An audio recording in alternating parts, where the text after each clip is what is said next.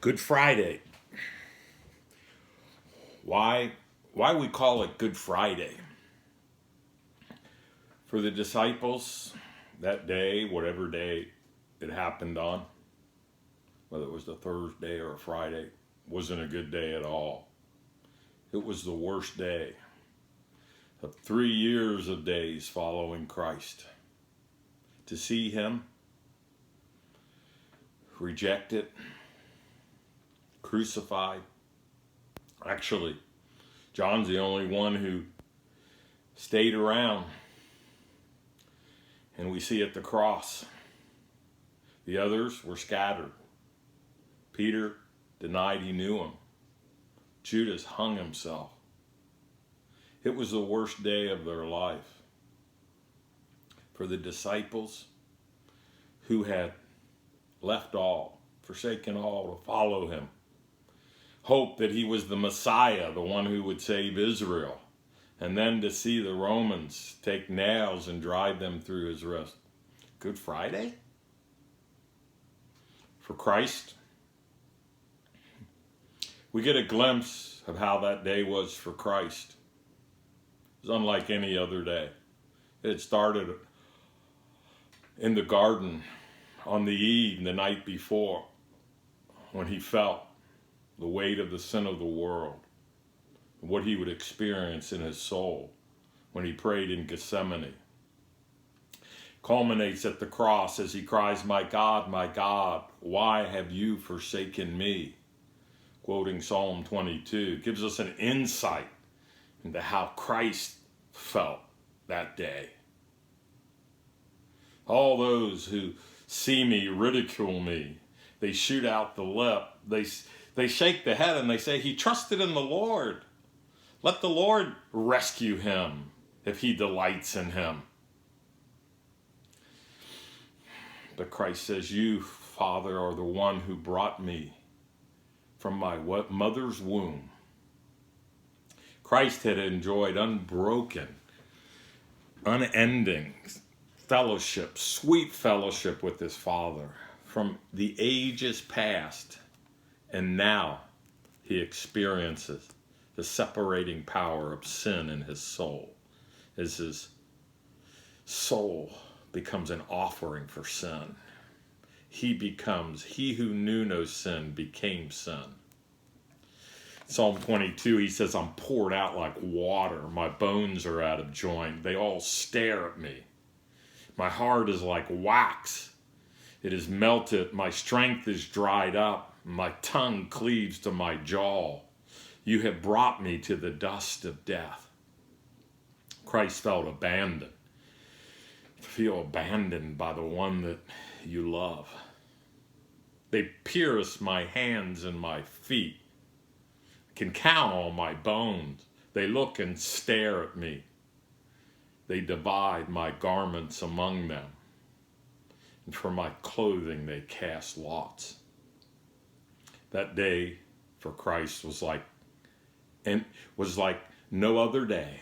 There wasn't any day to compare it to, not even the days of heaven and eternity, all the days he knew. That was the day where he felt forsaken. For the disciples, for Christ, Good Friday. For the Father, we don't often think of the Father and his suffering when he delivered up his Son. My son wrote a paper, and I went through his papers, the youngest, after he had died, and found things that he wrote. And this quote struck me concerning God's emotions. He wrote in a paper, imagine the pain that God, who literally created our emotional spectrum, feels when we say we love him and still choose the crap he hates. We have the emotional capacity of a twig compared to God. And it hurts me to see people who say they love him but are knowingly content in sin. The Father's emotions. For 3 years, he saw his own people, the Israelites, reject his Son. speak against him. The Father grieved. The Spirit grieved. What do grieving fathers do? They collect the sayings of their sons. And the Father watched his Son groan and cry out on the cross, feeling forsaken. For those at the cross, there at the cross, Isaiah gives us a glimpse. Who has believed our report? What a report. Not what they had looked for when they looked for the Messiah. And to whom has the arm of the Lord been revealed? Earlier in Isaiah, before chapter 53, the arm of the Lord is glorious. The arm of the Lord brings salvation. The arm of the Lord is mighty. The arm of the Lord now grows up before him like a tender plant, as a root out of dry ground. Not glorious, though, has no form or comeliness. It is marred more than any man. Isaiah describes the others there at the cross. They say he's despised and rejected, a man of sorrows, acquainted with grief, and we hid, as it were, our faces from him. Good Friday. For you, for me, we know, we believe the report. But he was wounded for our transgressions, Isaiah says. The chastisement of our peace was upon him. All we like sheep have gone astray, and the Lord laid on him the iniquity of us all. By his stripes we're healed.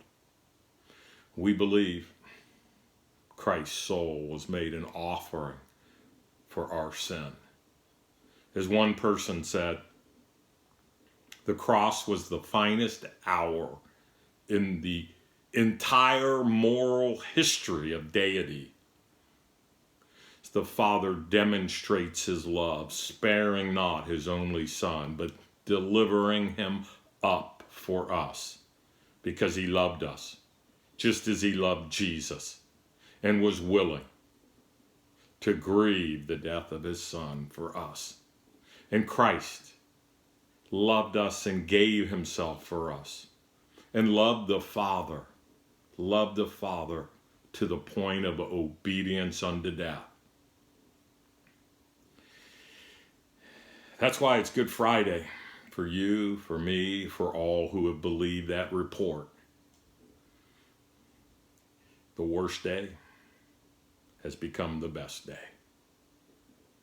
Only God can do that. And he did it on Good Friday.